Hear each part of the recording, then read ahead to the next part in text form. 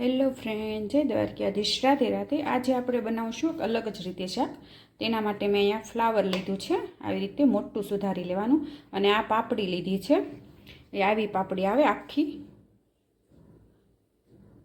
અને તેને પણ મેં આવી રીતે બે ભાગ કરી લીધા છે। જો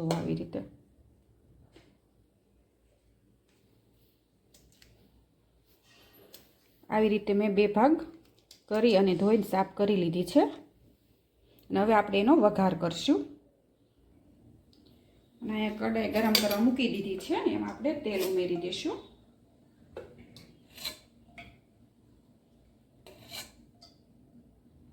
તમારે જેટલું શાક હોય એ પ્રમાણે તેલ લેવાનું।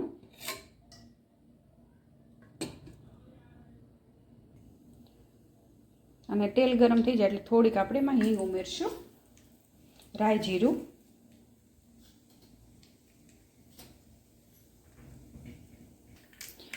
અને આપણી રાઈ પણ તતરી ગઈ છે, તેમાં આપણે આ પાપડી ઉમેરી દઈશું।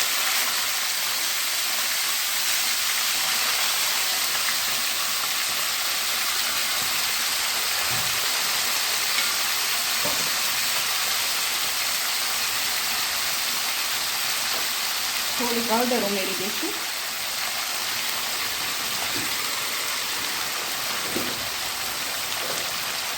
અને સ્વાદ પ્રમાણે મીઠું ઉમેરી દઈશું। આ બધું આપણે મિક્સ કરી લઈશું। અને તમે કુકરમાં પણ કરી શકો તો કુકરમાં પહેલાં તમારે આવી રીતે વઘાર કરીને એક સીટી મારીને પછી ફ્લાવર ઉમેરવાનું, પણ તમે આવી રીતે કડાઈમાં કરશો ને તો સ્વાદ જ અલગ આવશે।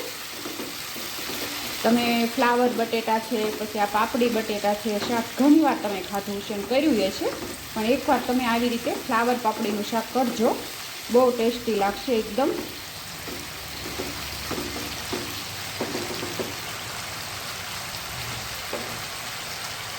અને હવે આપણે આને ઢાંકીને ચડવા દઈશું।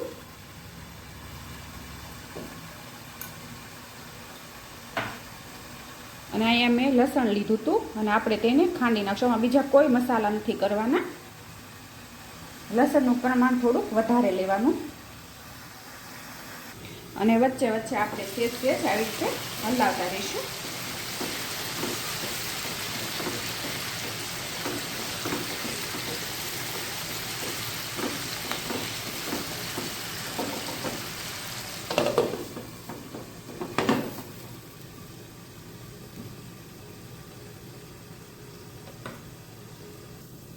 અને હવે આપણે જોઈશું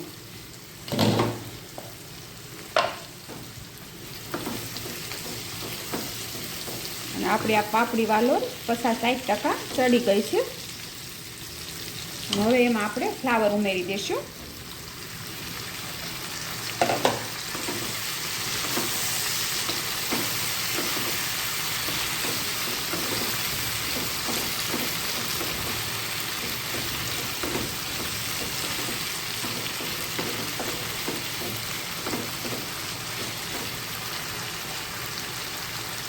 અને આને પણ ઢાંકીને આપણે સડવા દઈશું।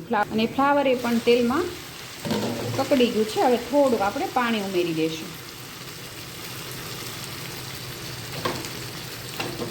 અને સડવા દઈશું।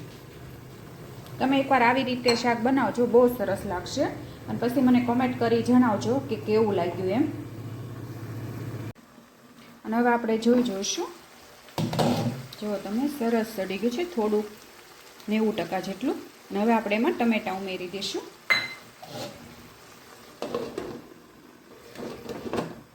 અને હજી થોડીક વાર આપણે સડવા દઈશું।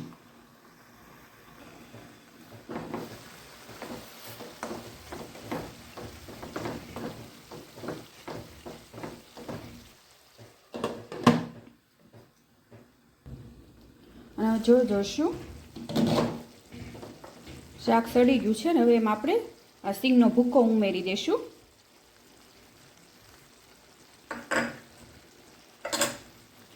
અને આ લસણવાળું મરચું છે તે ઉમેરી દઈશું, અને ધાણા જીરું, અને ગરમ મસાલો।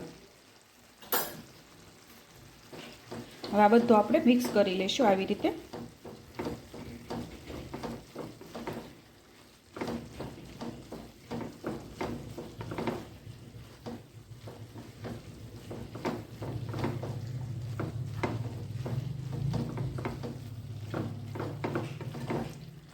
સુગંધે પણ સરસ આવે છે.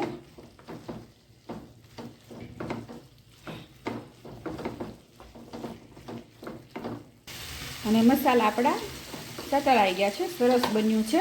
અને હવે ઢાંકીને આપણે 2 મિનિટ રાવા દઈશું.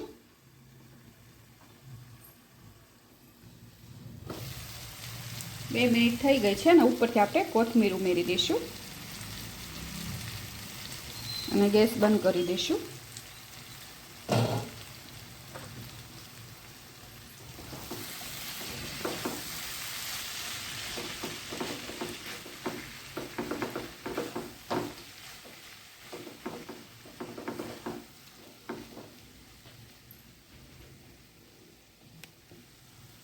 જુઓ તમે, સરસ બન્યું છે એકદમ, અને સુગંધ સરસ આવે છે.